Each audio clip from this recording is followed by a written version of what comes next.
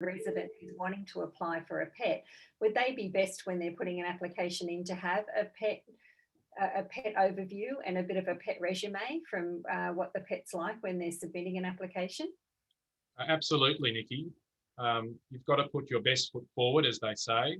So if you're applying to your strata building for permission to keep a pet, put your best foot forward. Provide as much information about the pet as you can.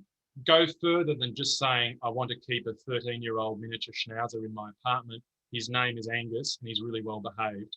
Provide evidence that the dog is registered with the local council, microchipped, had its immunisations, is well behaved. Provide references, for example, from the dog's vet, from other people who have lived with the dog in the past. So if you're moving from one apartment building to another, get some references from former neighbours to say the dog is well behaved, it never created a problem in the 10 years that it lived in our building.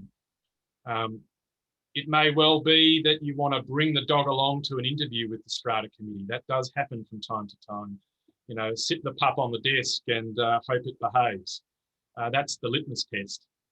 So definitely provide fulsome details to your strata committee, because we have to remember this: if someone applies to keep a pet and they don't provide sufficient details about the pet, that may well provide a reasonable basis for the committee to reject the pet application.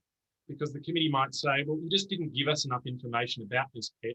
We really can't make a properly informed decision as to whether the pet is going to be a good or bad thing for the building.